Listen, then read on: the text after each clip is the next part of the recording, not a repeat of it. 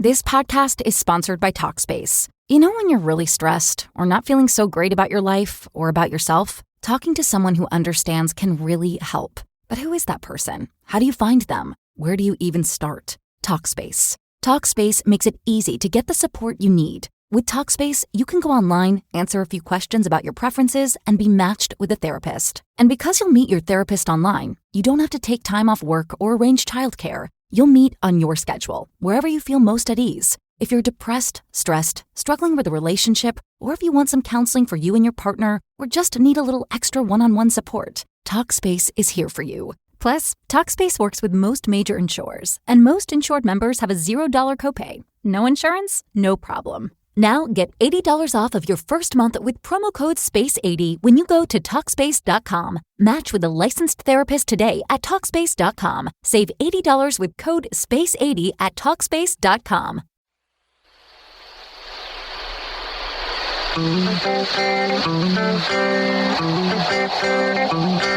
You're in a good place now. Relax, breathe, smile. You've entered into your element, the home of origin, the home of intelligence and beauty, where relevant topics are discussed, where what you think counts, and where superior is the norm. You are listening to Perspectives with Ashley Burgess. Welcome back live to Perspectives, and I'm your host, Ashley Burgess. On tonight's Perspectives, we're discussing the inner critic. How to know if you have an inner critic and what to do when you recognize him or her. I think we've all heard that one saying, you are your worst critic. But what does it really mean? You know, what does that really mean? I don't think that's a good idea. Do you feel qualified enough? Don't you need a doctorate to discuss that? Aren't you too old to pull that off? Aren't you too young to give good advice? I mean, come on, you're way too young. What makes you so smart? Do any of these sound familiar to you? Do any of these thoughts sound like your own mind talking right now? Well, that's what the inner critic does. The inner critic is there to put doubt into your mind on a daily basis, to make you question yourself, and to wonder if you really are good enough. Hey, Bill, what's up? You know, Ashley, I think that you are a mind reader, at least for me anyway. Really? Because, you know, I love this topic because it's me. I am my own worst critic. I'm a perfectionist. And that means that for a lot of things, if I don't think I'm going to do it well, then I just don't bother doing it at all. But when I do something, then I want to get it right the first time, and I get mad at myself when I don't do it. And a lot of those things you just said is, you idiot, you're not smart enough to do this, you're not, old enough to do it, you're not young enough, or, just whatever it happens to be. It's interesting because I think a lot of people listening tonight can definitely relate. I think people that are shaking their heads saying, I don't have one, come on, get real. Get real with yourself. We all have it to a certain extent. Yeah. Everybody does. Even people like me that meditate a lot and really check myself. I still have it. I still have this voice, this doubt creator. I do have a beef, though. I really want to go sidetrack real quick. Is that when we were heading in the studio, you said that you would not use my hairbrush. I don't understand this. Okay, I will not use your hairbrush. What are you talking about? You said you wouldn't use, but you said you would use your mom's hairbrush, your girlfriend's hairbrush. But if it came to my brush, you wouldn't trust it. Well, I would use my mom's hairbrush because we share the same DNA. Okay. And as far as me and the girlfriend, we swap spit, so we might as well swap. Oh, yes, I know that. But I mean, come on, I have a clean. I don't have any dandruff. I don't have any lice. Too. I do not. I can see it crawling in your hair. This all started because on the way into the studio, there was a comb on the ground. Okay, it was on the ground, it was on the sidewalk. And Ashley, being Ashley, she goes, "Hey, do you need a comb?" Yes, Ashley. How did you guess? I didn't know I needed one until we saw it on the ground there. So, if I wouldn't have pointed it out and washed it off and cleaned it off and then handed it to somebody, they would have known that it had been on the ground ever. It would have been a new comb. I would not accept a comb from a total stranger. From me, I'm not a stranger. And I wouldn't even accept a comb from most people I know. Really? So now you're definitely not going to accept the comb unless it's still in the package. Okay. And came in a wrapped present. I mean, I'm not going to take a toothbrush from somebody, but I don't think a comb is that big of a deal. It is a big deal. That's just basic hygiene. Besides that, you got cooties, Ashley. You cooties. You got women out there borrowing each other's mascara. We're all talking about using this, using a brush. Well, that's between you women, okay? I'll let the ladies deal with that issue, okay? Okay. I would not accept mascara from somebody, but that's just me. Eyeliner, no? No eyeliner, no mascara, no lipstick. Okay, well, we're going to have to get you some more then, so you can't borrow mine, so you'll have to use someone else's. Darn. Darn. No, so we're talking about tonight, I just thought that was funny. I just had to bring that up. So we're talking tonight about the concept of the inner critic. You know, how to know if you have one and how to recognize them. And they do kind of come in a format. I mean, I know that my inner critic happens to be a male-type inner critic, which is interesting. It's not a female yelling at me. It's actually a male voice talking to me, which is interesting because I guess I created that myself just to get my attention even more so. So what does the inner critic do? Okay, and I know y'all are asking that because some people go, I don't have an inner critic, and other people are like, what is she talking about? But the inner critic's most important job is to do what? It's to create doubt. Without the doubt that's created by our inner critic, we wouldn't bother listening to our critic. Because it's all about a doubt, fear-based concept, right? And so when you're undermining yourself and second-guessing yourself and worrying and stressed out about things that you can't control, doubt's there. And doubt can be about really anything. Am I a good enough mom? I mean, that's a doubt that a lot of moms have out there. I think there's probably not a mother out there who doesn't have that one. I think all moms share that to some degree or another. Yeah, am I a good enough mom? Am I raising my kid well enough? I mean, and dads too. Maybe not to the extent that moms, but dads too. And maybe that's something that we need to pursue because maybe men just aren't that open about talking about, am I raising my kid right? We're not supposed to be open with our emotions. It's not, masculine. Ooh, masculine.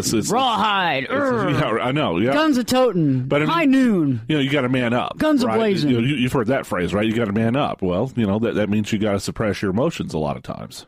That's true. I mean, I do. Yeah. I guess you're right. I mean, most men, it's hard for them to cry or show any sort of emotion, much less maybe I'm not a good father. And I think a lot of men are dealing with that right now, especially with kids that are younger, but also in their teenage years. Also, raising daughters is hard. Am I raising my kids all right? Am I there for her? I mean, I don't, and I think also the division of understanding and the whole men is from Mars, women from Venus thing, which I don't really know if I agree that. No, but men are from Mars and women are from Pluto. Pluto. Really? We're in the solar system, huh? Like deep outer space. But we're actually in the solar system. Well, on the very edge. I don't know. I'd have to question that. I think we're from another system. Well, actually, how about the Andromeda Galaxy? There you go. We'll get. There's a couple of galaxies that I would probably put women on. Seriously, I mean, especially Amazon women. But no. Right. When we're talking about, am I a qualified mom? Am I good enough? Is my work? What about is my work good enough? When people go to work and you're doing your job, is your work good enough?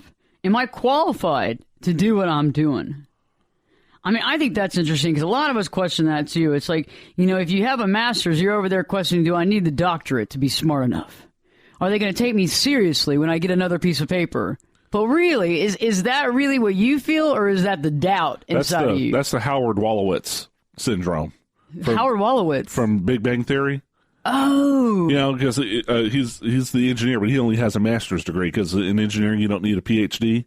Correct. So the rest of them always dog him for not having a PhD. Because he didn't have to go to school longer? Right. And they're always messing with him. Yeah.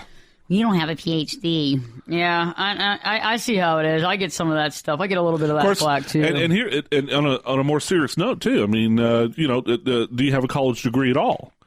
There's, in today's society, today's economy, it's becoming more and more like the basic bachelor's degree is what a high school degree used to be. That's the minimum which you have to enter the workforce. Gosh, that's hard.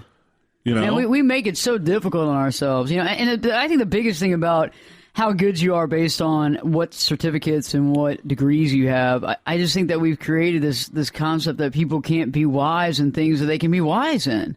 I just think it's antiquated. I do too. I mean, I'll take you back to when I used to work for the insurance company. Okay, so at the time I lived in Texas, and you have to have the state license to be an insurance agent. Now, that's the way it is in most other states too. You have to be licensed to be an insurance agent.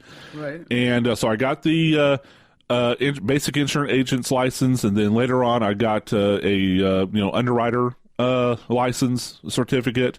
Got some other professional degrees too, and I applied for a consultant's job within the company, and I got turned down because even though I had some college, I had not graduated. In other words, I left college to go in the insurance business before I graduated, And so since I didn't have that scrap of paper, then I didn't get the job. And I asked the hiring manager who I knew on a professional basis.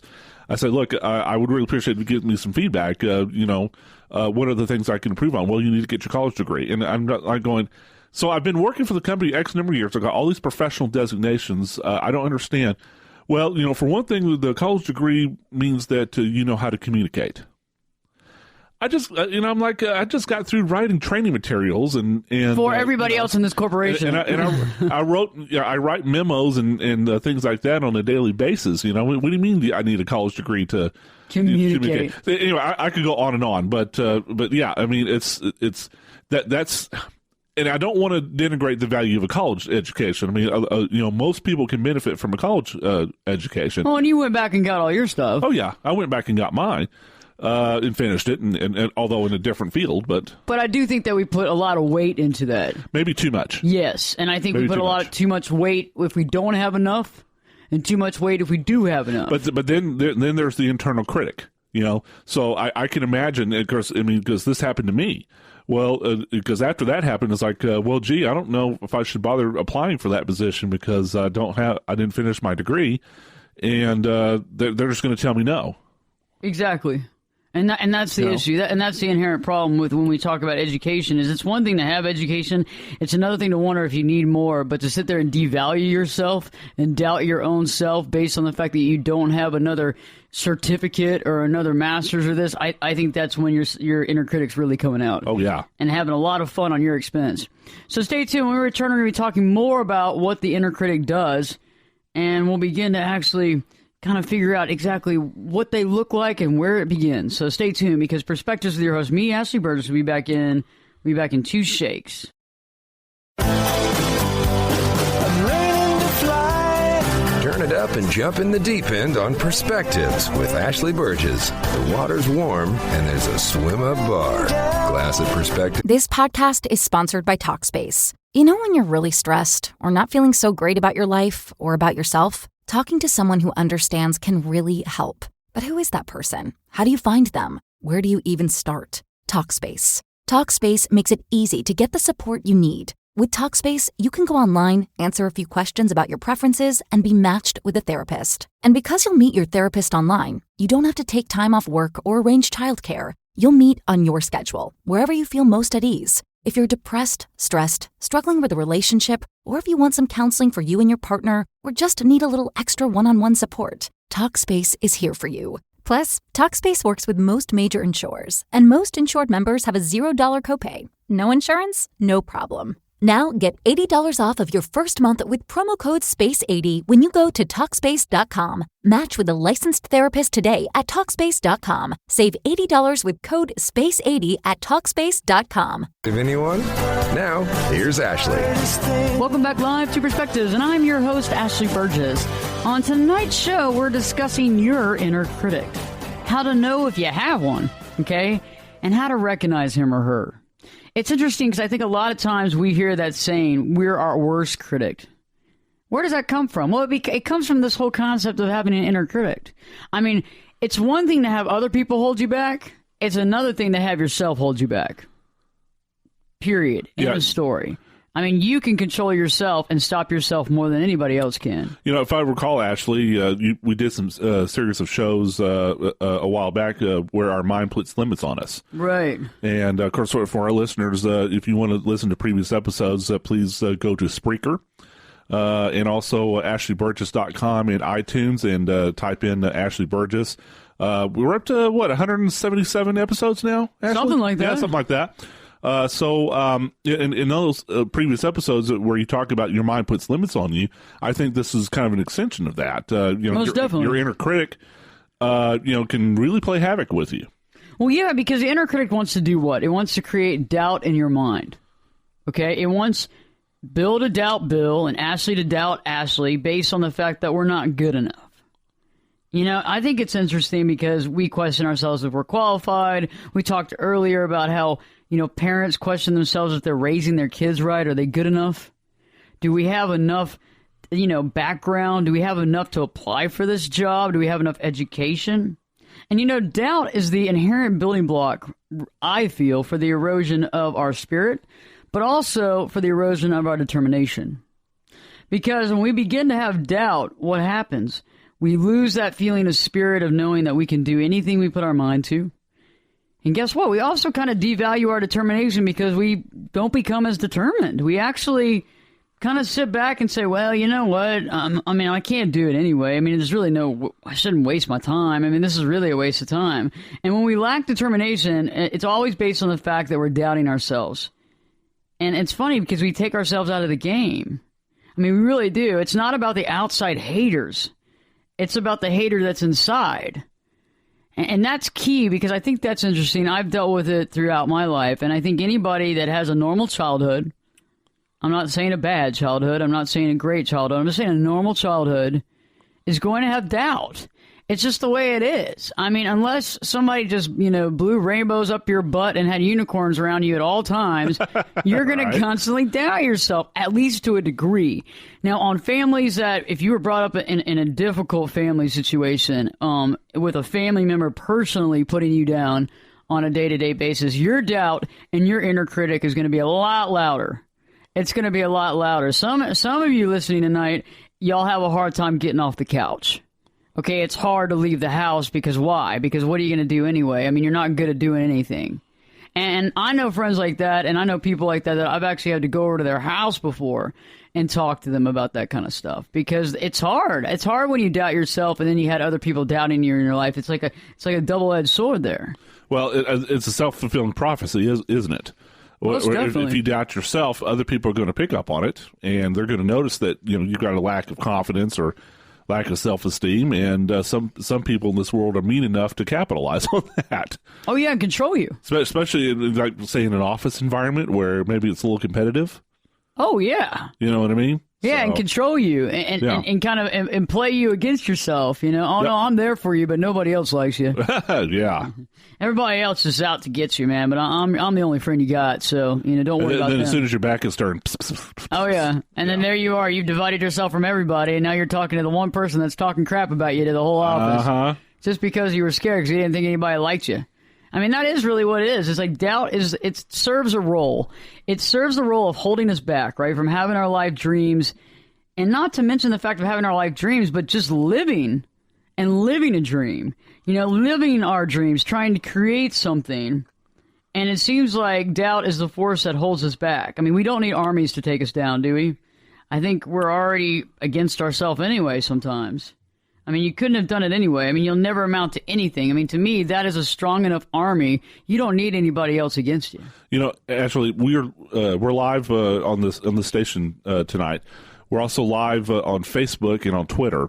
And our listeners, somebody out there has to have gone through this, where you're your own worst critic and self-doubt seeps in, and it just like it snowballs on you. And I actually would like to hear some of the stories from our listeners. I agree, because I've gone through it myself. And think about it. With anything in life, when you're trying to move up the ranks in something, you're trying to create something, you're trying to create a life dream or a goal that you have, all those instances. I remember the first time I'd written my first book, and then I rewrote it, and it was 442 pages, the first rough draft.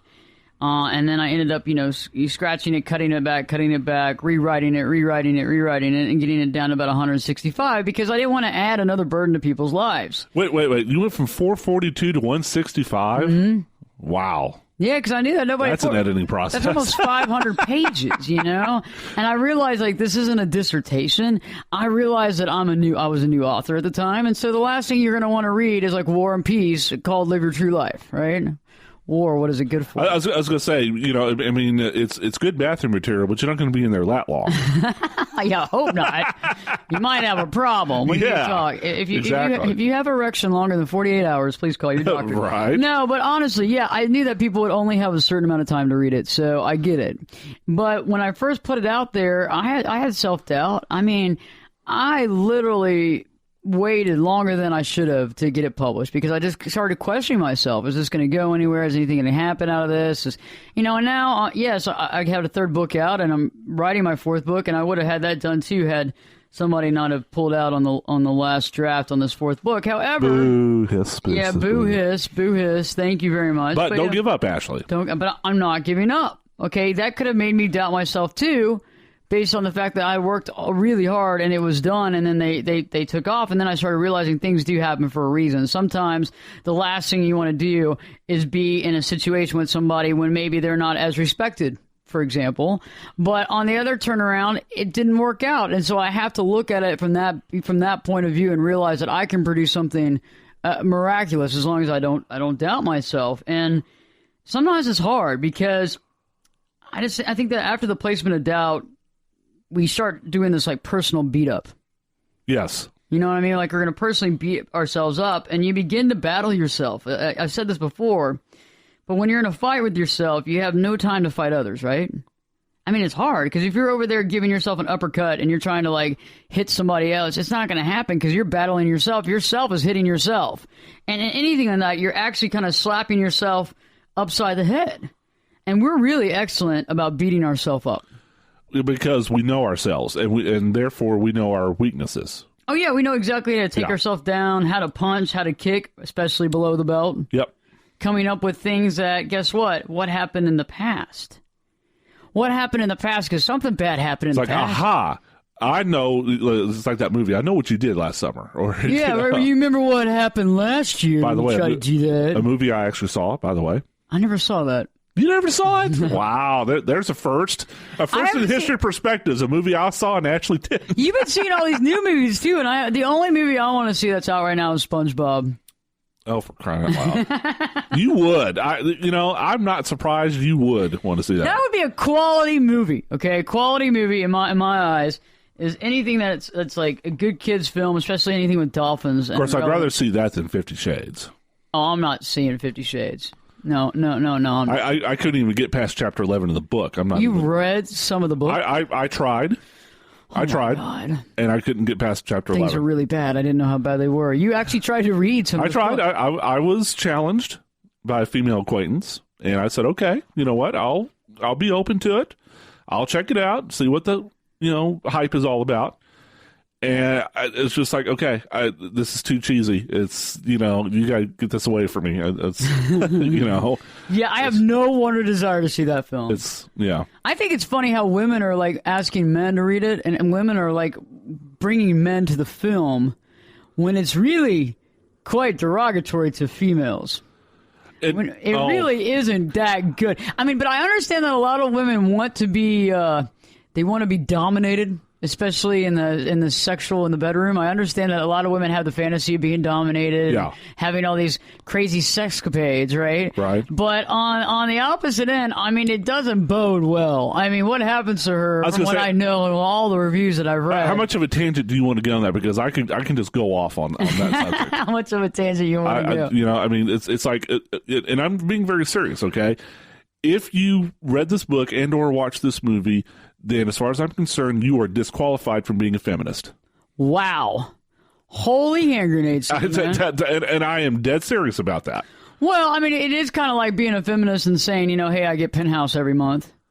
I mean, it really is. I mean, seriously, right? I mean, it is. It's the same thing as a woman saying, yeah, I put the Penthouse on the counter for people when they come over to look at the magazine, but I'm a total feminist. But I mean, here's a young woman you looked at me who is emotionally vulnerable and gets hooked up with some derelict, hooked up with a man who is in his 20s and a billionaire. Of course, he's rich. All fantasies. The guy is rich, right? Oh yeah. My buddy took his wife to go see this film, and he said, "Well, my favorite scene was when the guy has a helicopter, and they're gonna take off in his helicopter." Like, you wanted to be the dude with the helicopter. He's like, "Oh well, maybe." But see, and just to kind of wrap this up, can you understand from my point of view as a male?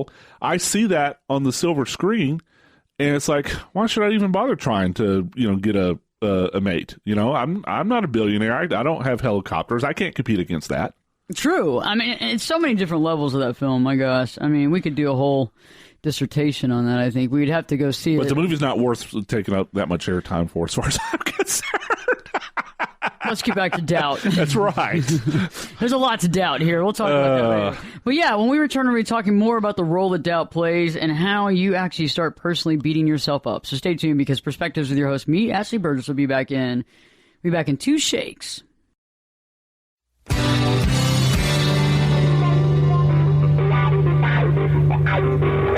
This is Jay. This podcast is sponsored by Talkspace. You know, when you're really stressed or not feeling so great about your life or about yourself, talking to someone who understands can really help. But who is that person? How do you find them? Where do you even start? Talkspace. Talkspace makes it easy to get the support you need. With Talkspace, you can go online, answer a few questions about your preferences, and be matched with a therapist. And because you'll meet your therapist online, you don't have to take time off work or arrange childcare. You'll meet on your schedule, wherever you feel most at ease. If you're depressed, stressed, struggling with a relationship, or if you want some counseling for you and your partner, or just need a little extra one-on-one support, Talkspace is here for you. Plus, Talkspace works with most major insurers, and most insured members have a $0 copay. No insurance? No problem. Now get $80 off of your first month with promo code SPACE80 when you go to Talkspace.com. Match with a licensed therapist today at Talkspace.com. Save $80 with code SPACE80 at Talkspace.com. Busey, and you're listening to Perspectives with Ashley Burgess. Welcome back live to Perspectives, and I'm your host, Ashley Burgess. We're talking tonight about your inner critic, how to know you have a critic, and how to recognize him or her. You know, the critic does one role at the beginning. It's an important job. It actually creates this doubt in your mind. It creates the doubt, and doubt is the building block of what? It's the building block of eroding your spirit and your determination. You know, when we have that lack of determination, we don't really try. Because why should we try? It's not going to work anyway. You know, and I always hear people talking a lot about their haters, like so-and-so's a hater, so-and-so hates on me. But you know, the hater that we have inside can hurt us more than anybody from the outside. And the role that doubt serves is really to hold us back. It's to hold us back from living our life dreams. It's to hold us back from just living what we want to do, to be who we want to be. It creates this force that holds us back. And there's no army, there's nobody that can actually do any better job than it can. And after this placement of doubt that it does, because it just places these little seeds of doubt on a daily basis. Here and there and here, you're not good enough, this is never going to happen, you don't know anybody that's achieved this, you know, you're not a good enough mom, you're not this, you're not that. You begin to battle yourself. Okay, and I've said this before and I'll say it again, is you end up fighting yourself, and you can't fight yourself and live your life at the same time. I mean, we know exactly how to take ourselves down, how to punch ourselves, how to kick below the belt, and how to really upset ourselves based on the fact that we know things that we've done in the past that actually didn't work. And there's things that happen in our past that doesn't shine the brightest of lights on us. You know what I'm saying? I mean, like, think about it. You know, like a parent that has too much to drink. You know, we all have that relative or that friend or that acquaintance that has had too much to drink. Yes. You know what I'm talking about? And they're at the dinner table, and in front of everybody, they talk about when you were a kid, you used to wet your bed, right? Or you need to see a therapist because you wet your bed. Or instead of the drunk relative, you know, that gets mean and spouts off crap, the relative is you. About how bad you are. Yeah. About what you did. Remember back a year ago, Bill, when you tried to make something of yourself by doing this and it never worked out? And basically that is the below the belt swing that you take on yourself. So instead of the drunk relative going, oh, I remember when Ashley was 4 years old and wet the bed. You know, I remember that happened, and you're over there going, God, I was 4. And thanks, my friends are here. This makes, and your friends are over there like, you wet the bed, and you're like, yeah, you wet the bed too. I'm sure. At 4 years old, sure you did. Yes, it happens, right? It happens. Yeah. Everybody listening tonight has wet the bed at least one time. Okay, so, but it's like these deep dark secrets that you don't want everybody knowing, right? But the funny thing about it is the wetting of the bed is just the tip of the iceberg that's hidden from everybody else, and it's hidden in you. So you know all these things that you weren't able to do well. Oh, I remember when you tried to do this, Ashley. And, you know, and you just beat yourself up based on that. And with every proverbial blow that you bring to the head or any undercut shot that you bring to your body, you know, you bring up the things that you did when you were younger, the things that you did maybe a long time ago, maybe even yesterday, but the things that you're ashamed of doing, the things that you don't feel good about doing or never came to fruition. And I think we've all been there. I mean, the longer you live, there's things that didn't work out. You know? Absolutely. And think about this. I mean, I know people that, for example, I know a friend of mine was left at the altar. Okay. Oh, literally. Yeah, like wow. They had like the wedding, and then she never showed up. Like that's insane. Yeah, it actually really does happen. Wow. And it took him years to get over it. I mean, and basically it was hard for him to even meet another woman because he was like, well, I was left at the altar. I mean, like literally, that's the worst that could happen. I mean, so anytime he would get close to a woman, the first thing he's thinking about is standing there at the altar with all his friends and everybody at the church, and she never shows up. And all of a sudden, her sister comes in and says that he needs to talk to him, and then it's over. I mean, and think about that repeating in your head over and over again. I'm speechless right now. I don't even know what to say to that. I mean, you would think somebody would have enough wherewithal. I mean, the word balls came to mind, but enough wherewithal to sit there and say, hey, I don't want to marry you, and I don't want to put you through a bunch of pain and agony. But some people don't do it. They wait to the last minute, and then it's too late, and then there you go. And think about trying to get back in the dating game based on the fact that you were left at the altar. Yeah. You're no good. They didn't want to marry you. Nobody wants to marry you.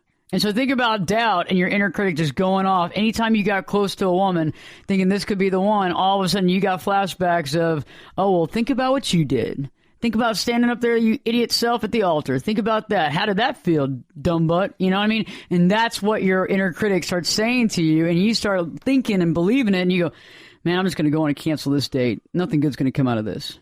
I'm just going to get hurt again. I'm done.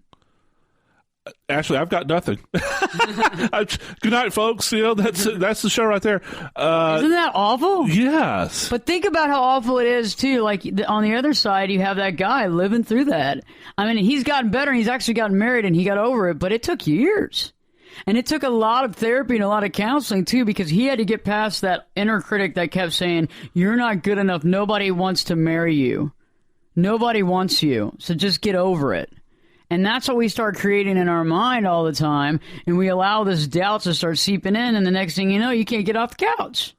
Ashley, I at the church that I go to, and of course, you and our longtime listeners know, I mean, I am active in my Christian religion. Did you know that, the word Satan, all right, in modern day has come to mean the personification of evil. Okay, in the Christian sense, okay, there's good, which is God, and then there's bad, which is Satan. Okay, but did you know the original Hebrew meaning of it is the accuser, and in the sense of that voice in your head that says, "Oh, you're not a good Christian." When it's time to give a tithe, you shorted that just a little bit, didn't you? Oh, you're a good little Christian, aren't you? Right. It's that voice in your head that is putting that doubt in you. Oh yeah, I totally agree with that. And that, while you were saying all that just popped in my head all of a sudden. So that what you're talking about is actually not really a new concept. No. It's just that you're doing a good job of putting it together. Some of the puzzle pieces for our society. Yeah, but yeah, isn't it interesting though that the personification of evil in the Judeo-Christian religions, as actually translates as the accuser. The accuser. Yeah. The judge, jury, the executioner. There you go. Is our internal critic. And that's so true. The accuser, I mean, think about it. I think we both have yin-yang within us. I mean, I think we have good and we have evil absolutely. type. Yeah, we're all capable of good. We're all capable of evil. And that evil side, a lot of times, is our inner critic trying to keep us down, trying to hold us down. You're never going to amount to anything. I mean, think about it. Think about a criminal. Let's think about somebody that's committed a couple of crimes and they're trying to go right. They're trying to do the right thing. And you know how hard it is probably with the pressure, but also themselves thinking, well, I'm never going to make anything out of myself. I'm never going to be more than this, And the longer the critic beats you down, the less strength you have to stand up. It's just the way it is. I mean, you begin to let things go. It's like, why bother fighting? Yeah. Yeah. Yeah, you just let them go before even trying to do them. You'll never make it happen. Why even try to do it? And this rolls right into what you were talking about, is that the critic places judgment on everything you do. It's the judge. I mean, you don't need Judge Judy in here. You got your own judge. You name it whatever. Give it a little hat. I mean, because it's there all the time. I mean, you got them sitting up on a high riser over there telling you what to do every second of the day. Now, real quickly, Ashley, I can maybe see some of our listeners being a little confused. Now, you're not talking about your conscience. No. I think that's two different concepts, right? The voice in your head that's telling you that you're not good enough is different from the voice of your conscience. Your conscience is something totally different. Your conscience actually is normally quite quiet, but what we're talking about, your inner critic, is normally derived from your ego. So there's a difference there. So your conscious, you have your conscious, your subconscious. So your subconscious really is the collection of everything that you ever heard and saw and looked at, every single thing. You don't even realize what's in your subconscious. Most people don't. Because, your subconscious is like collecting things since you were born. It was collecting things when you were in the womb. That's why, when kids are under the age of 2.5, it's not good to have TV on around them because they actually think what's ever happening on the TV is actually happening in their home. Okay, so there's a lot of therapy that has been done with children that thought that they witnessed a rape, or there was something that went back to the beginning of their childhood that they couldn't understand. Well, if you go back to hypnotherapy, it finally was figured out in some of those cases that it never happened. It wasn't a family member. It was on TV. That's horrible. Yeah, because I can't imagine going through that. They can't interpret the difference. That's why you don't want kids watching TV under a certain age. I can't stress this more than I can right now, is that the last thing you want is your kid surrounded by TV at an early age where everything that goes in stays in. And, everything that goes in now stays in, too, no matter what your age is. Okay, that's just the way it is. But that's why it's so important to keep your subconscious clean, meaning only introducing certain things into your mind, really being careful about the movies you go to see and what implication those movies have on you. I mean, just because you're an adult doesn't mean that you need to be desensitized to everything. So stay tuned. We'll be talking more about the conscious, more about the subconscious and your inner critic and what that means to your ego. So stay tuned, because Perspectives with your host, me, Ashley Burgess, will be back in 2 shakes. I can lift you up. I can show you what you want to see and take you where you want to be. Get in here and give us your perspective. We're listening. You're listening to Perspectives. This podcast is sponsored by Talkspace. When you're really stressed or not feeling so great about your life or about yourself, talking to someone who understands can really help. But who is that person? How do you find them? Where do you even start? Talkspace. Talkspace makes it easy to get the support you need. With Talkspace, you can go online, answer a few questions about your preferences, and be matched with a therapist. And because you'll meet your therapist online, you don't have to take time off work or arrange childcare. You'll meet on your schedule, wherever you feel most at ease. If you're depressed, stressed, struggling with a relationship, or if you want some counseling for you and your partner, or just need a little extra one-on-one support, Talkspace is here for you. Plus, Talkspace works with most major insurers, and most insured members have a $0 copay. No insurance? No problem. Now get $80 off of your first month with promo code SPACE80 when you go to Talkspace.com. Match with a licensed therapist today at Talkspace.com. Save $80 with code SPACE80 at Talkspace.com. With Ashley Burgess. Safe and sound.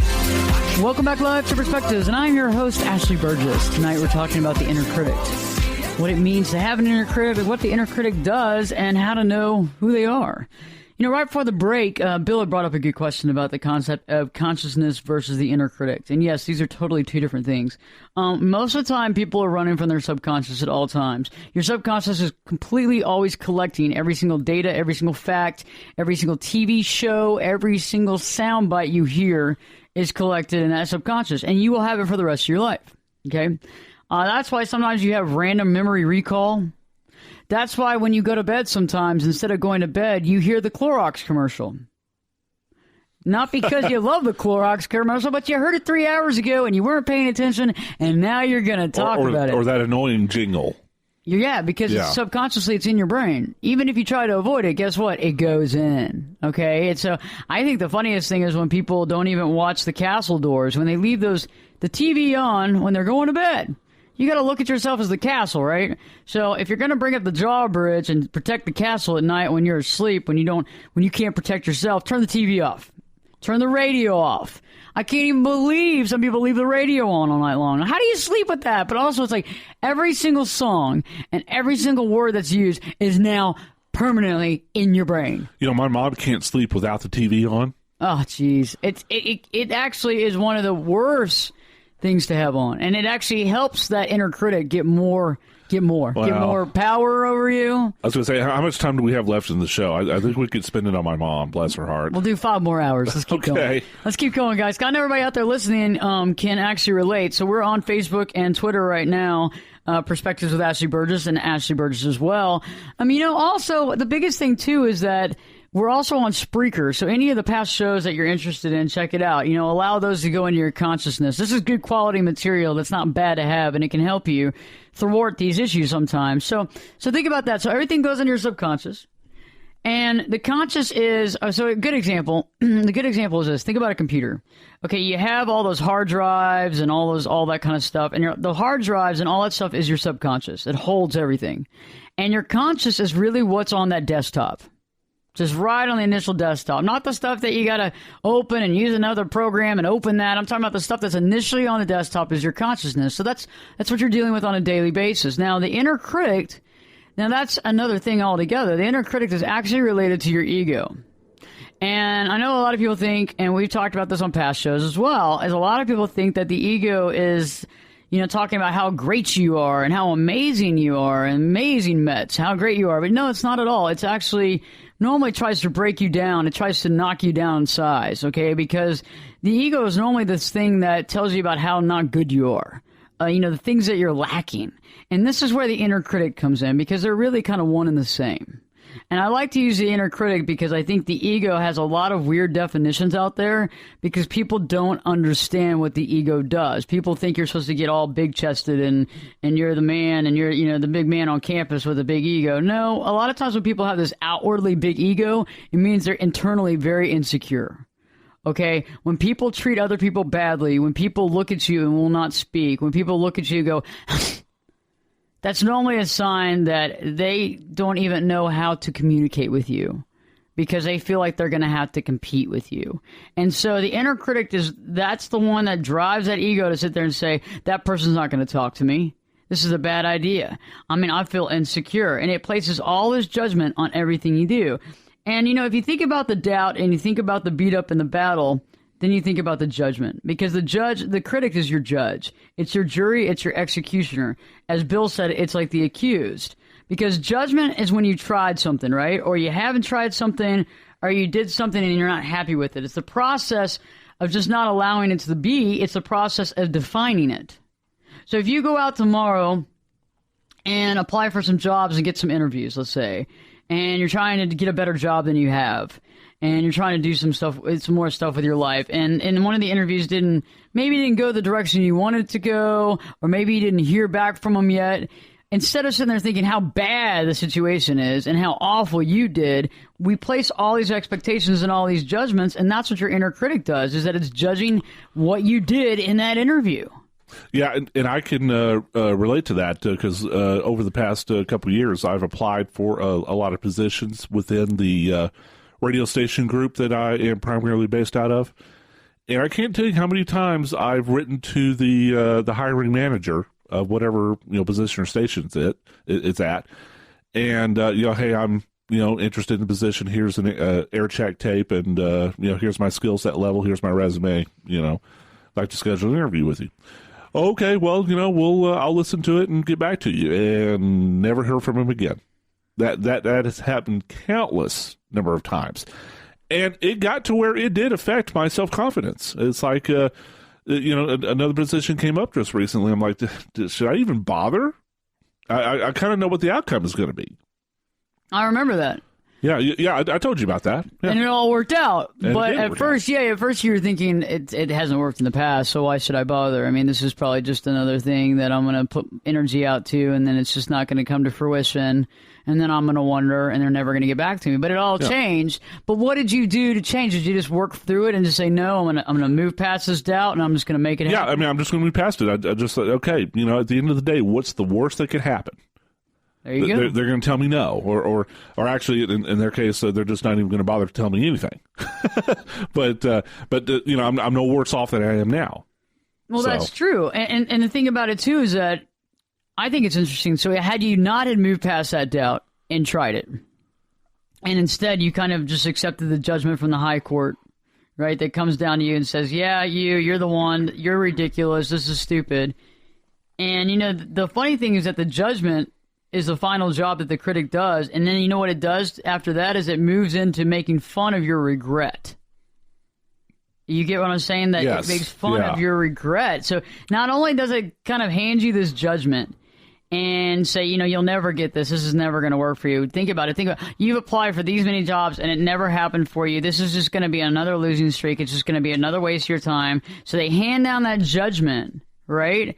But then right after the judgment, guess what? They make fun of your regret for the things you wished you'd done. So then not only are you screwed on one end, now on the other side you're over there going, oh man, I didn't do that. And now you're saddened by the regret. And then your inner critic says, well, you're going to live with this regret for the rest of your life. I guess you're never going to be happy. So, you might as well just, get under the covers and never come out.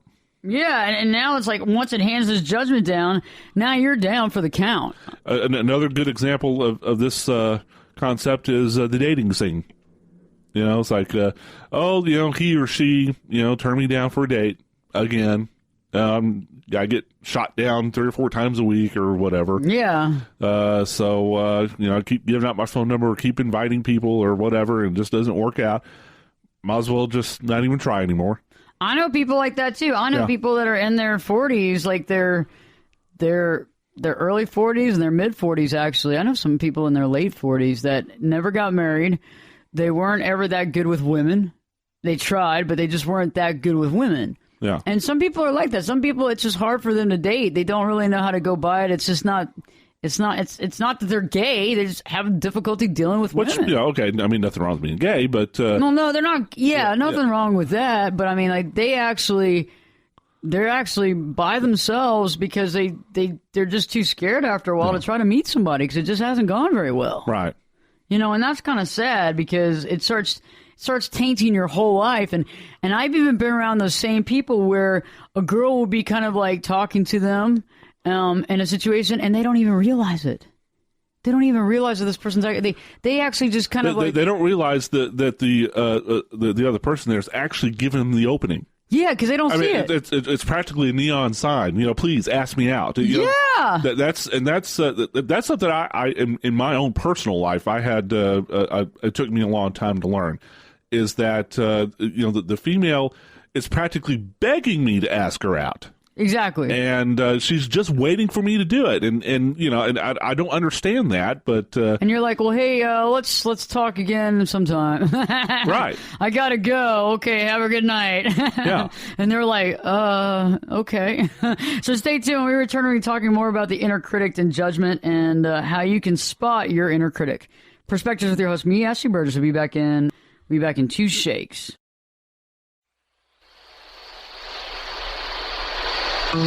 This podcast is sponsored by Talkspace. When you're really stressed or not feeling so great about your life or about yourself, talking to someone who understands can really help. But who is that person? How do you find them? Where do you even start? Talkspace. Talkspace makes it easy to get the support you need. With Talkspace, you can go online, answer a few questions about your preferences, and be matched with a therapist. And because you'll meet your therapist online, you don't have to take time off work or arrange childcare. You'll meet on your schedule, wherever you feel most at ease. If you're depressed, stressed, struggling with a relationship, or if you want some counseling for you and your partner, or just need a little extra one-on-one support, Talkspace is here for you. Plus, Talkspace works with most major insurers, and most insured members have a $0 copay. No insurance? No problem. Now get $80 off of your first month with promo code SPACE80 when you go to Talkspace.com. Match with a licensed therapist today at Talkspace.com. Save $80 with code SPACE80 at Talkspace.com. You're in a good place now. Relax, breathe, smile. You've entered into your element, the home of origin, the home of intelligence and beauty, where relevant topics are discussed, where what you think counts, and where superior is the norm. You are listening to Perspectives with Ashley Burgess. Welcome back live to Perspectives, and I'm your host, Ashley Burgess. Tonight we've been discussing the inner critic. How to know that you have one and how to recognize them. The beginning of it is the inner critic creates this thing called doubt. And doubt is one of the biggest things that the inner critic does. It creates this doubt, undermining you, second-guessing you. You're second-guessing yourself, you're undermining yourself. And eventually, guess what? This doubt actually allows you to hold yourself back. Hold yourself back from achieving goals and dreams that you've thought about, from achieving things that you thought you could at one time, but now you don't believe you can so much. You know, and it's interesting, after that holdback, all of a sudden you get the beat-up scenario. You start beating yourself up. You start fighting this personal battle that, guess what? When you fight yourself, it's really difficult to win because you know how to basically beat every option that you're going to fight. I mean, that's just the way it is. When you're fighting someone that you know so well as yourself, you're going to probably win. You know, and then eventually this inner critic helps you create this thing called judgment. It creates judgment on everything that you do. It's your judge, your jury, and your executioner. As Bill would like to say, your accuser. And it happens in the high court. The judgment comes from the high court within you and tells you what you're doing wrong, what's awful, what's never going to change, and what you might as well just not even try doing. And then guess what? After it's gotten you on the ropes and you're down for the count, and they've already said, 1, 2, 3, 4, 5, 6, 7, 8, 9, 10, bam, knockout. Guess what? Then the judgment and then the inner critic starts messing with you about the regret that you have. Because guess what? You haven't tried all these dreams. You haven't tried doing things that you really wanted to do because of the inner critic. You've believed all this stuff and eventually believed the judgment call that you can't do it. And then now you're left with this regret, and it's going to toy with that regret with you for the rest of your life. That's part of it. And I'll give you a little more, what is it? What would you call that? The sprinkles on top. Because your inner critic begins the cherry on top. The sprinkles. Oh, sprinkles. Okay. You like cherries? I like sprinkles. Oh, how about both? Okay, we'll do both. And whipped cream. Although, I have to be honest with you, Ashley, I don't know. I don't think I'm good enough to kind of participate in this segment tonight. No sprinkles for you. You know, I don't have your education and your background, and I don't know. I'm probably not good. I'm probably not smart enough. You're probably right. Well, and good night, folks. I know. No, I agree with you, but that's what we always do. Our inner critic does that all the time with us. Think about just in general. Think about walking to a room of your peers and thinking all these different things about yourself, all these judgment calls, all these thought processes. You're not good enough. You know how hard it is to walk into a room of your peers based on that? Much less, you go to, this critic is around 24/7. It's like having a mean, ugly Judge Judy around all the time telling you just how bad you really are. And how much of a moron you are. And how much of a blooming idiot you are. You know, and it's true. And it's like your inner critic begins to, guess what, critique others around you. So not only does it critique you, but because it's been doing such a good deal of critiquing you for all this time, it begins to critique others. So you begin to make comments to others about how difficult things are and how hard they are to overcome. You begin to give the advice you hear in your head to others, right? It's funny how we do that. Like when somebody goes, what do you think? Do you think I can do that? And you're like,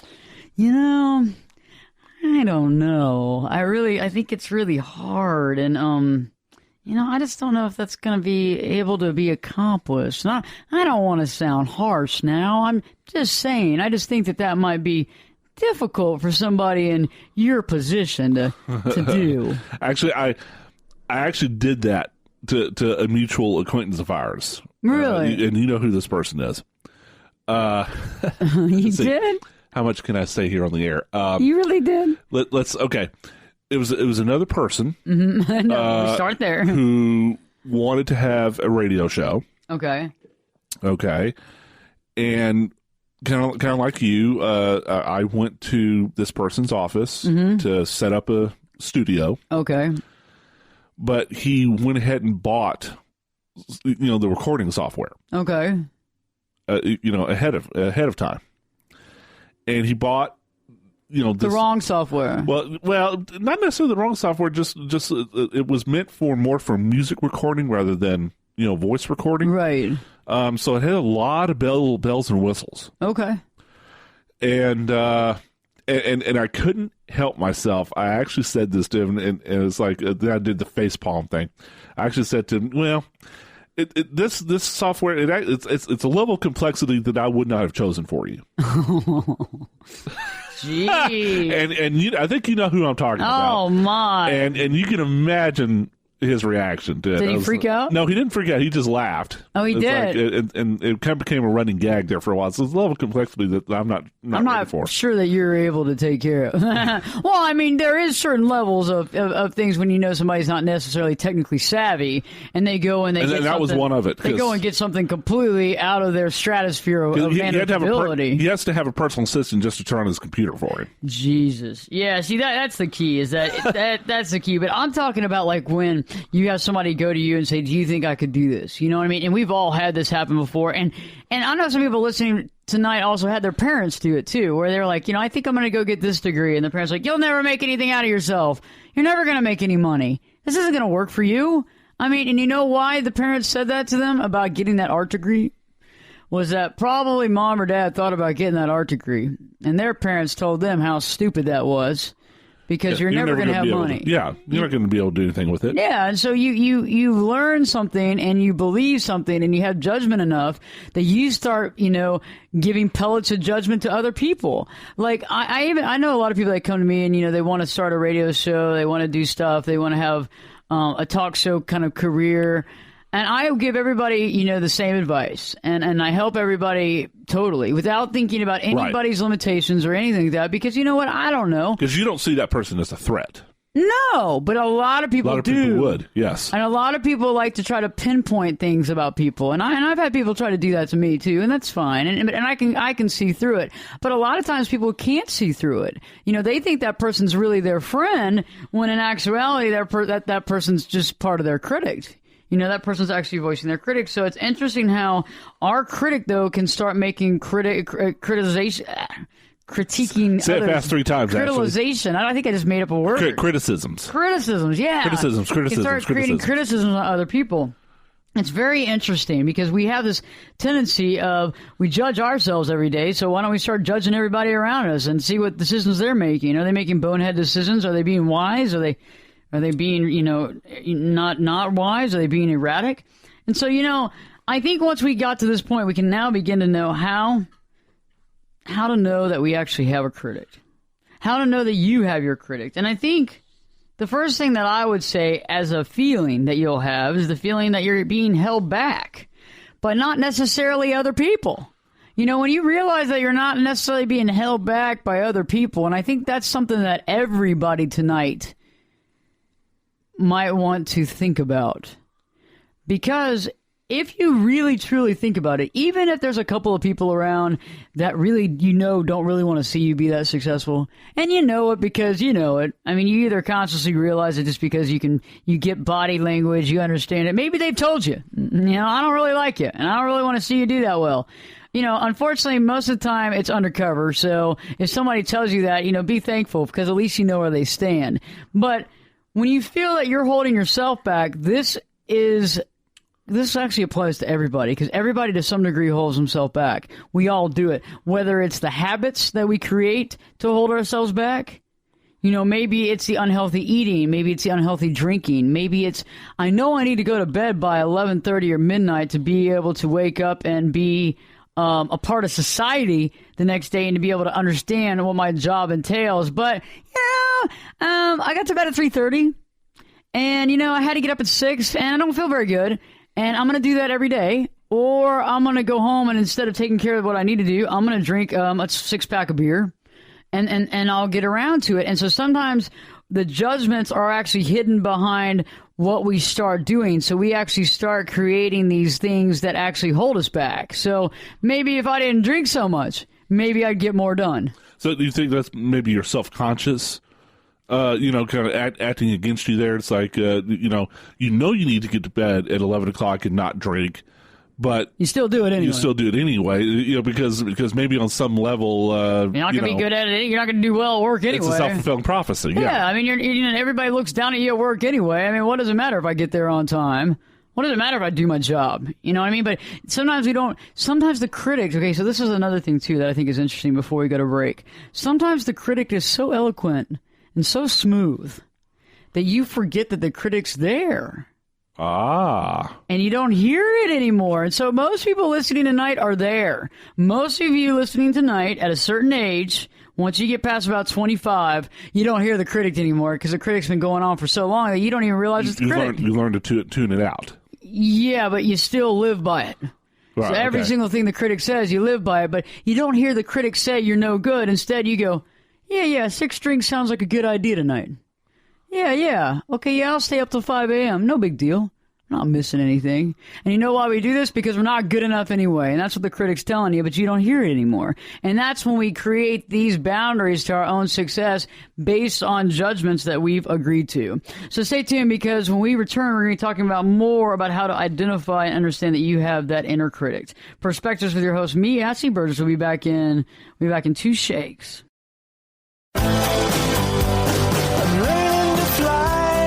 Turn it up and jump in the deep end on Perspectives with Ashley Burgess. The water's warm. This podcast is sponsored by Talkspace. You know when you're really stressed or not feeling so great about your life or about yourself? Talking to someone who understands can really help. But who is that person? How do you find them? Where do you even start? Talkspace. Talkspace makes it easy to get the support you need. With Talkspace, you can go online, answer a few questions about your preferences, and be matched with a therapist. And because you'll meet your therapist online, you don't have to take time off work or arrange childcare. You'll meet on your schedule, wherever you feel most at ease. If you're depressed, stressed, struggling with a relationship, or if you want some counseling for you and your partner, or just need a little extra one-on-one support, Talkspace is here for you. Plus, Talkspace works with most major insurers, and most insured members have a $0 copay. No insurance? No problem. Now get $80 off of your first month with promo code SPACE80 when you go to Talkspace.com. Match with a licensed therapist today at Talkspace.com. Save $80 with code SPACE80 at Talkspace.com. And there's a swim-up bar. Glass of perspective, anyone? Now, here's Ashley. Welcome back live to Perspectives, and I'm your host, Ashley Burgess. You know, right now we're talking about how to be able to identify that you have an actual inner critic. How to know that you actually have somebody in there being a judge, jury, and executioner for you at all times, you know? It's nothing like being able to have someone tell you how bad you are. That's always very helpful. And, you know, right before the break, I illuminated something that I think a lot of people might not have realized until now, is that the older we get, the more the critic seems to go into this kind of white noise. Okay? So instead of me actually hearing, Ashley, you're no good at this isn't going to work. Or instead of hearing, they're not going to like this, well, why even send the email? Instead of that, guess what? I feel a certain way, and I just don't send the email. And it's because the critic's spoken, but now I've gotten so used to that critic. I've gotten so used to this person telling me what I can and can't do for so long that I don't really hear the voice anymore. It just kind of goes in and out. But yet, it's funny how I act upon whatever that voice is telling me. So, right before the break, we talked about how when you feel like you're holding yourself back, that's a sign that you got somebody there making judgment calls on you, within you, not outside of you. I mean, it's a lot easier to see somebody coming up on your left or right that wants to take you down than it is to realize that there's a person inside of you that kind of wants to take you down. It's involved with your ego. It's trying to kind of destroy you. It's trying to make you unhappy. It's trying to create havoc in your life. You know, make you feel a little regretful of the things that you haven't accomplished. You know, the next thing is that you find fault in yourself first. You're the first one to find fault in yourself. Oh, God, I didn't do this well. That's me.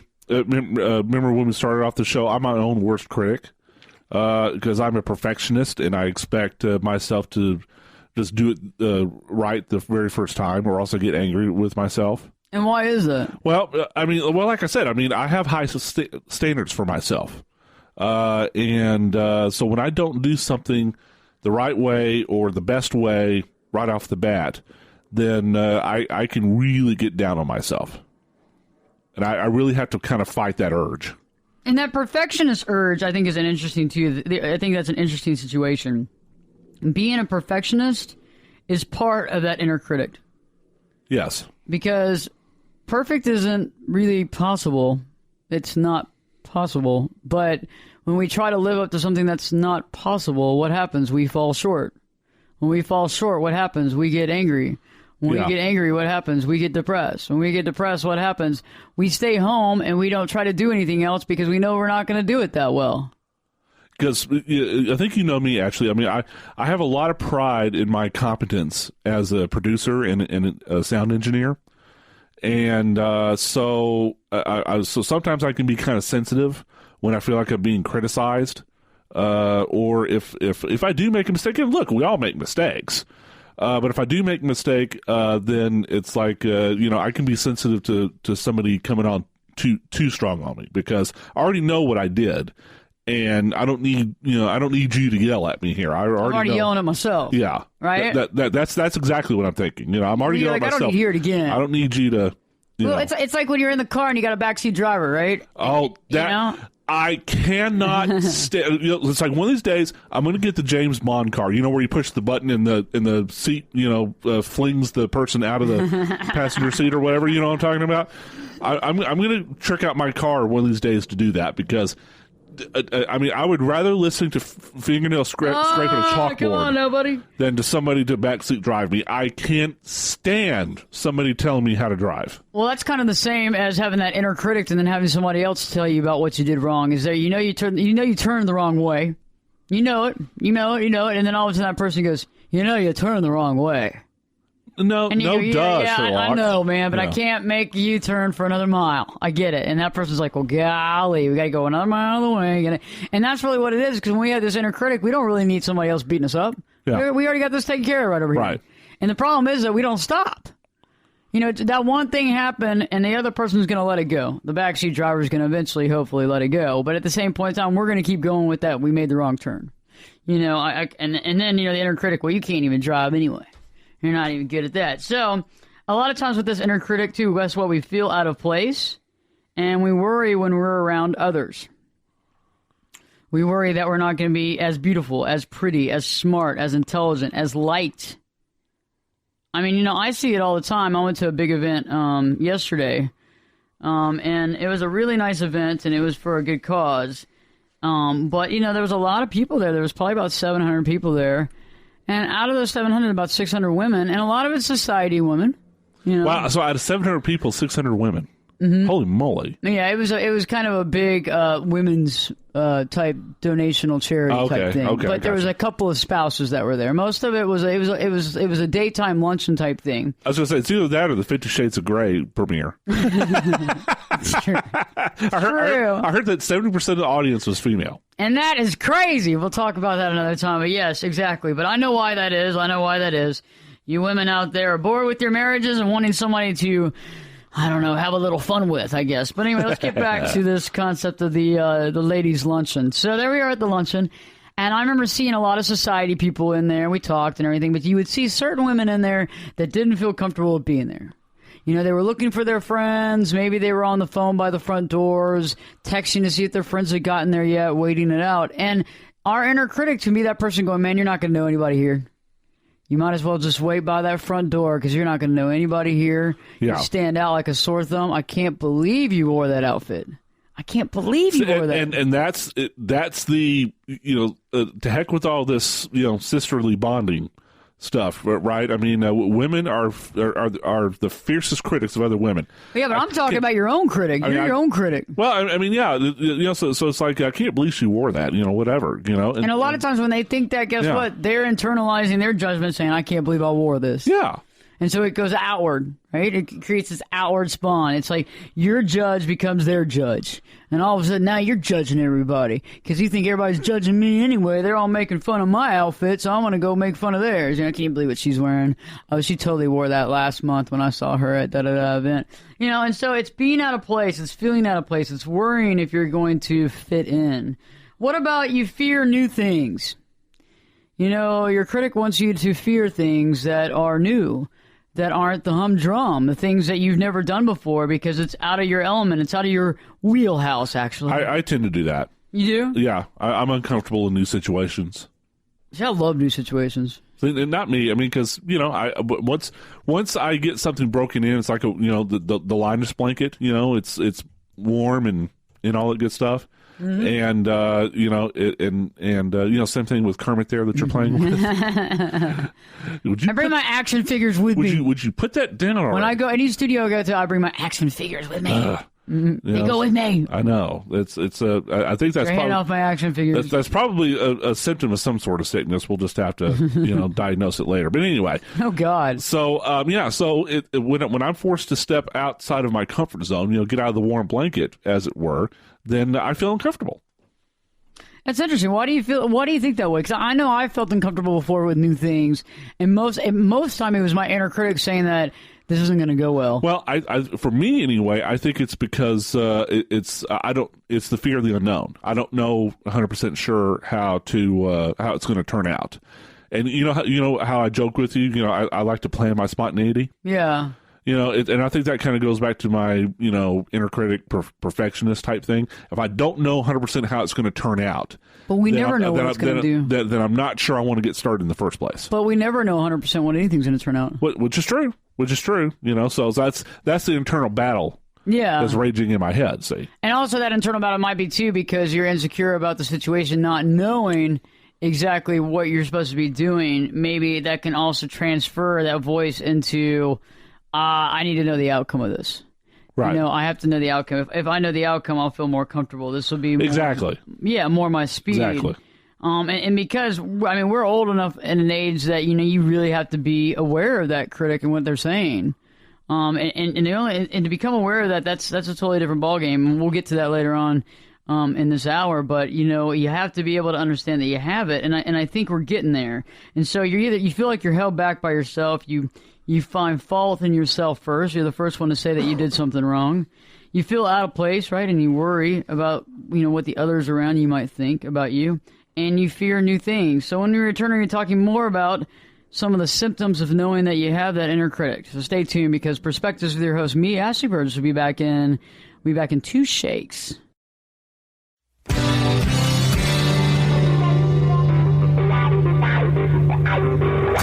This is Jake Busey, and you're listening to Perspectives with Ashley Burgess. Welcome back live to Perspectives, and I'm your host, Ashley Burgess. We've been talking about that inner critic, that inner judge that you have in your life that's patrolling and deciding on everything that you've been doing. And, we've been talking about those symptoms that can indicate the fact that, yes, indeed, you do have your own critic, because everybody does. Let's not BS ourselves tonight. Everybody has it, but to what degree? And right before the break, we talked about how we feel one of the symptoms is feeling held back by ourselves. And that's a big deal, because I've felt that many times before, realizing, yes, there might have been people around me that might not be helping me so much, but I was actually holding myself back from trying to find out if I could do something or not, based on the fear of not being able to do it, and based on that inner critic saying, you know what, it's probably not worth trying. I remember the last one, I picked up on what my critic was saying, which was very interesting, was, it's not even worth trying that much. There's only one other woman on that station. Why would you even want to try for that station? You'd be the only, come on. They obviously don't value women on that station. Yeah, I know you'd what you're be the talking only about. one. What does that mean? You think you're going to go against the aristocracy? You think you're going to walk through this and make this happen just because of you? And I literally was like, well, I won't even bother. And now I'm like, what was I thinking? Now I'm going to revisit that. That was a few days ago. But sometimes we can allow this to go on for weeks, for months, for years. I've been in positions when I've been younger that I felt that way and maybe not acted on something in a timely manner at all. And some of that can become regret. And I've had regret before in things that I don't like regret that much, and I don't really want to live in that space that much. So I'm really working on a daily basis to overcome my internal and inner critic myself. You find fault in yourself first. That's another thing. You feel out of place and you worry about what others around you think. And, you fear doing new things. And I think one of the biggest things, too, that me and Bill were talking about off on break is that you feel others are more qualified. Yes. You know what I'm saying? But you don't even know their qualifications, which is so funny. Sometimes you can make snap judgments based on the fact that, well, so-and-so's got a bigger billboard, or so-and-so is on at a better time, or so-and-so has been on for 2 more years. And so you make these judgment calls based on nothing. You just make it because you got to have something to say, oh, they're better than me. You know what, I might as well not even try. And, you just feel like they got to be more qualified. Maybe they went to a better college than you did. in your mind. Maybe that's a better college. Oh, they went to Stanford, and I went to UT. Well, I don't even know. I can't even hold a candle to Stanford. And and I think that's a big deal right there, is that we actually disqualify ourselves. And you don't think you have enough schooling. You don't think you have enough education. And we talked about that in the first hour of this show, is that not thinking that you have enough education and enough schooling is a big deal. That's something that's hard because it's actually a tangible thing that you feel like you need. You know what I tell myself when I get when I start having that kind of doubt creep in, because like I said, up until just recently, I did not finish college. I mean, I started it, but I left early to get into the insurance business. Right. But there's two other college dropouts that they did reasonably well. One of them is Bill Gates, and the other was Michael Dell. Yeah. And they did pretty good. They did fairly well for themselves, you know. So just saying, that scrap of paper doesn't necessarily mean you're smart. No. That scrap of paper just means that you have the perseverance to kind of stick it out. Unless, so like I said, in my case, and yeah, okay, you know what? Hey, quite frankly, I'm in this one case, I'm going to compare myself to those two. We had opportunities come our way that were just too good to pass up. True. And so instead of incurring another year and a half of college debt, I decided to take advantage of it. And, it worked out for me. Well, it definitely worked out, and you made it work out. I mean, it's kind of like, playing pro ball and then going back to college, Yeah. I mean, you did it, you followed through, you got your degree. Now, whether or not that degree helps you or hurts you, I don't know. I mean, it is kind of just a media type piece of paper that we've all bought into lately. I mean, I can't believe the cost of colleges nowadays are absolutely insane. I actually was talking to a client the other day about how she's putting her kid through school, and this particular school is $65,000 a year. Holy mackerel! Yeah, and it's not Harvard and it's not Stanford. Let me put it that way. And that's insane. That's insane. So you're going to pay $65,000 a year just to make yourself feel better that you went to this school. So it is what it is. You have to believe in yourself in that situation. And yes, schooling might help you feel like you have a leg up, but you got to have the basis of knowledge to begin with.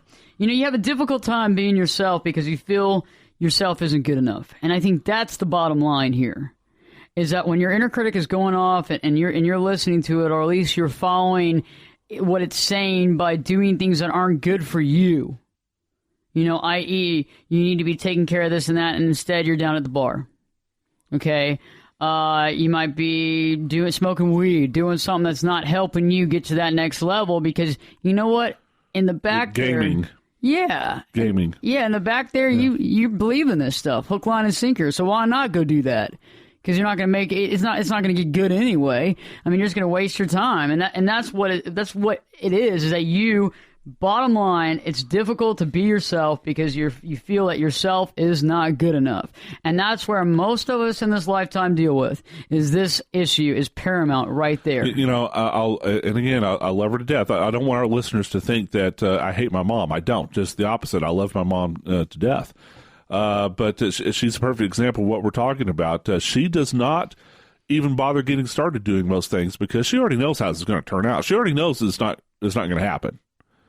And my mom is the champ at, she has an excuse for the reason why she makes excuses. Let's put it that way. A lot of people have, and so Mom, why don't you give this a try? Well, because of this, that person is going to take one look at me and she'll come up with just a whole litany of excuses that a lot of times I just end up throwing up my hands. It's okay, Mom, try to You can't argue that because it's no logic there. You can't argue that.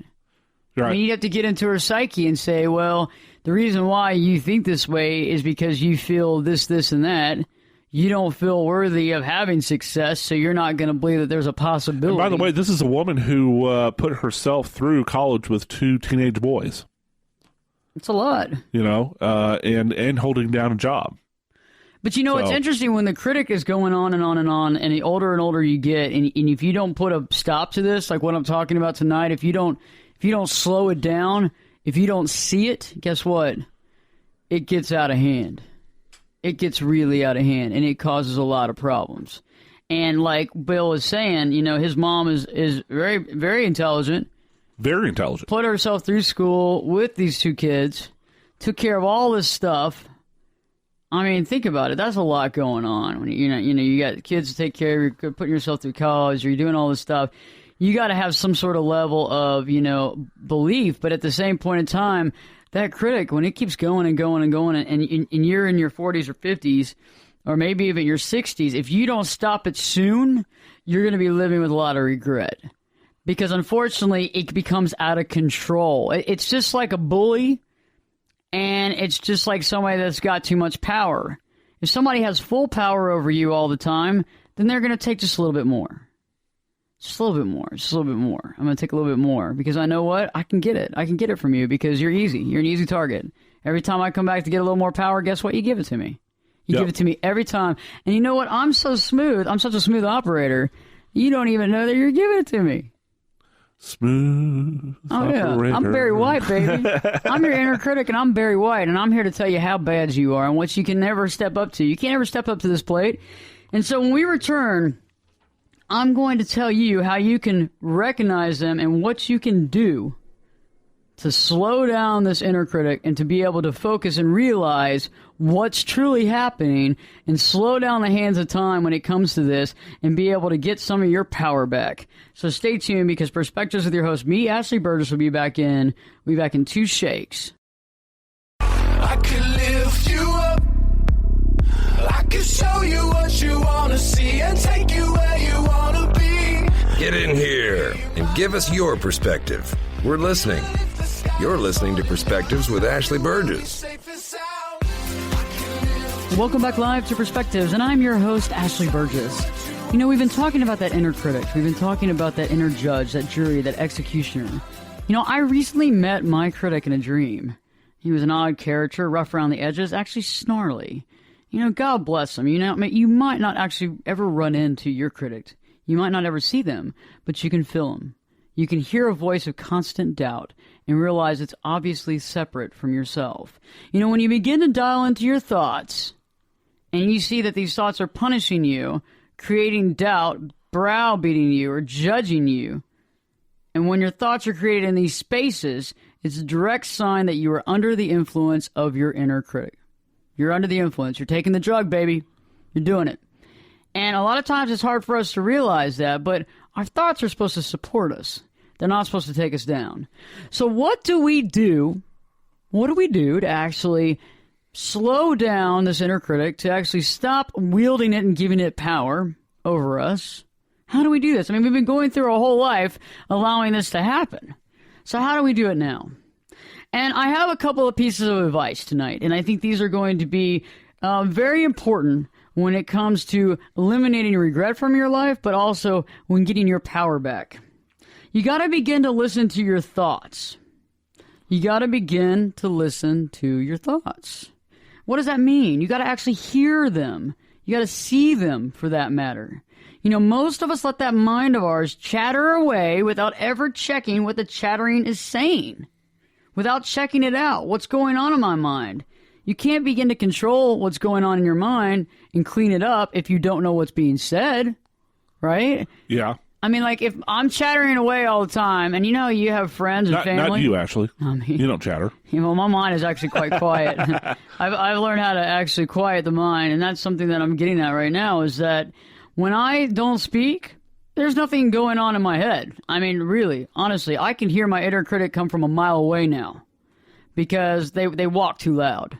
Okay, I used to not be able to hear this. Clack, clack, clack. Oh yeah, it's like click, click, click, click, click, Yeah. click, you know, or maybe they have Birkenstocks on and they're being sneaky, but or tipping toeing. Right. But no, it's true. Or ballet slippers. Okay, get me off that shoe subject. But yeah, when you start realizing that the chatter is saying something, because I know a lot of people out there say, I have a hard time sleeping. I can't shut my mind off. And I have that problem. Okay. I have that problem. Well, you need to start looking at what's being said during that time. Because usually in the dark hours when you should be sleeping, or in the morning, or is when the inner critic is at its best. It is telling you some great stuff to really take you down. And when you start realizing what that chatter is saying, and the only way you can do it is to actually listen to your thoughts, Don't just let it go willy-nilly. I mean, what are you doing? I mean, it's like putting a radio station on and sticking a headset in the radio box and sticking one of those up in your ear as loud as possible and walking around all day and not paying attention to anything that's being said. That's what you're allowing your inner critic to do morning, noon, and night. And so you got to first be able to listen to your thoughts and hear them. Actually hear what is being said. Okay? Because right now, your inner critic's getting away with all kinds of stuff because it's like you're at a crowded restaurant and you're hearing the table next to you, but you're really not paying attention. Well, that's what you're doing in your own mind. Okay? So the inner critic's getting away with murder right now, acting like your mind's racing and I just can't seem to get any sleep. You know, mine's racing today, just can't seem to get any rest or get any work done. Well, guess what that is? That's your inner critic going off about something. So you got to start realizing, what is it? Slow those thoughts down. Look at them. Examine them. Hear them for what they truly are. If you have to, write it down. I was just about to ask you, would it be helpful to write it down? In the beginning, it can be very helpful. Okay. Because you can put it all in perspective. It really is like a dialogue. So if you can slow the dialogue down just enough to realize there is a dialogue, and if you're actually honest with yourself, you can actually clue into that dialogue and realize what's being said. Because it's all about you. So don't worry, it's not about other people. It's all about you. So slow down the thoughts. Actually hear your thoughts. Actually see them. Write them down. Do it. And do it until you actually get a hold of this, because it's going to have to be like clockwork for you. We've gone too long in our lifetime to not have to actually regurgitate something, to do it over and over again, to be able to make that into a habit, a good habit. Okay, this is a really, really good habit, because this habit is creating your own peace of mind, and it's slowing that inner critic down, and it's getting your power back as you're a good person, okay? So you're able to write those things down. And the second thing is to realize immediately when you're not wanting to go somewhere or you're not wanting to do something, why aren't you putting yourself out there?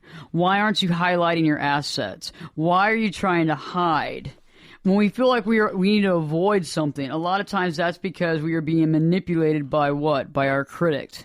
Okay? Because it's funny why we do this. It's very interesting, because we all have our own brand of critic. We all have our own brand. We got our own spokesperson. They have their own uniform. They talk their own talk. They do their own thing. And guess what? It's all about us. And so if you can understand where it's coming from, you can begin to slow it down. You know, Ashley, it almost sounds like you're advising us to put together our own personal resume.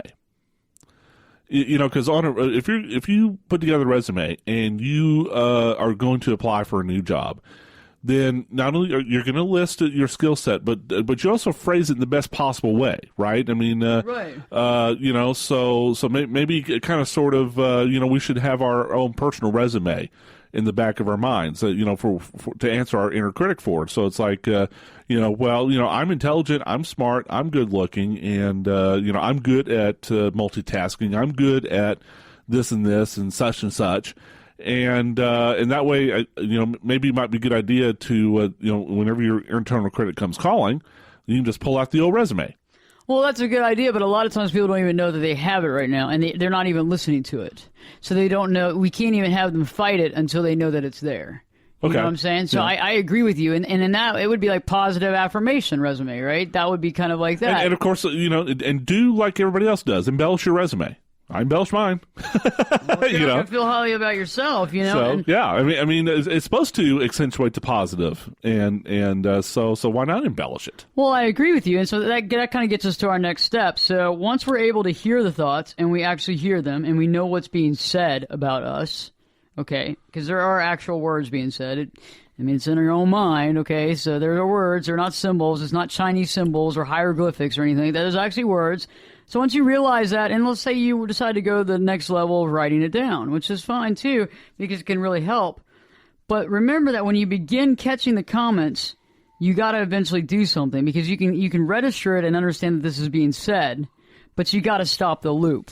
So how do we stop the loop? We stop the loop by catching the comments, and I like to tell my clients that once you catch the comment, a lot of times you want to see it. So sometimes when we write it down, we see it. Sometimes in our heads, when we see the words, we actually see them. And you can shoot them down like skeet. Anybody that's ever shot skeet, it's like a clay disc. And the clay disc gets swung out into the air, and you shoot down the skeet. You actually blow it up. Or maybe just pretend it's World of Warcraft. World of Warcraft. And start shooting, the monsters and or stuff like that. Or asteroids or something like that. Or catching them. Asteroids. You just dated yourself there. Or catching them like on a hook. Like what about you're fishing and you catch each little comet that's negative on a hook and you throw it out? So what you want to do in the beginning is take out the negative comments, take out the critical comments. You got to take those out first before we start adding positive ones in. Now, very quick question for you. Mm-hmm. Should we listen to the constructive criticism? There's a difference right now because there is no constructive criticism for most people right now. Okay. I mean, because I see what you're saying, but most of that's disguised in criticism. It really is. I mean, there are some of that, but you got to get rid of all the negative stuff first before we can decide what is actually beneficial and what's not. Because right now, most people, it's almost like a cesspool. They're like in the middle of this pool, and all it is something happened to basically the sewer system, and they're standing in it right now, and they're like, well, is that criticism that's okay, or is this, what do you think? Well, no, we got to clean the pool up first, make it all clean water that you can swim in, and then we can devise what is unique criticism, what's okay, what's beneficial, and what's not. So tune in next week is what you're trying to say. Well, we could talk about that next week. But yeah, you got to take these thoughts out. You got to clean up your mind, okay? So if you think about it, like a lake that's been polluted for years upon years, and it's got all kinds of branches and crap in there. It's got all kinds of garbage and fast food bottles and cans and beer bottles and all that stuff.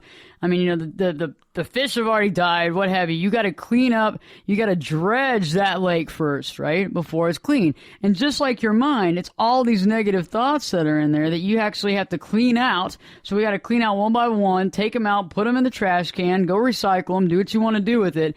And then at that point in time, after we get rid of the negative, we can add the positive, because you can't rewrite a record on something that's not writable. You can't sit there and try to create or clean the water up when it's really just sewer water. You can't do anything about that. You're going to have to actually unpollute that water from the inside out, which would mean to, use oxygenation, osmosis, reverse osmosis, whatever you need. In this situation, it's about cleaning out your thoughts, seeing them for what they are, identifying them for what they are, and then taking them out and cleaning that area. And eventually, guess what? When you do this every day, eventually your mind's going to start to slow down.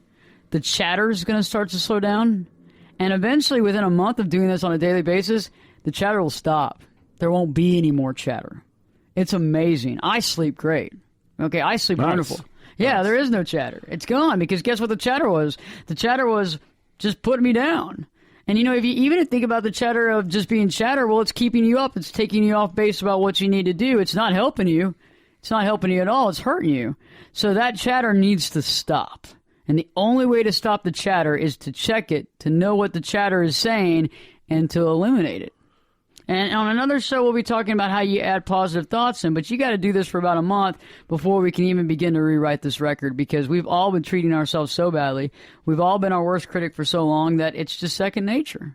I think this was a great show, Bill. I think it was very informative and funny. And I learned a lot about it because, like I said, I think this subject was tailor-made for me. So thanks very much, Ashley. Wonderful show, and we'll have a great show for you again tomorrow. So stay tuned, because Perspectives with your host, me, Ashley Burgess, will be back this time in 3 shakes.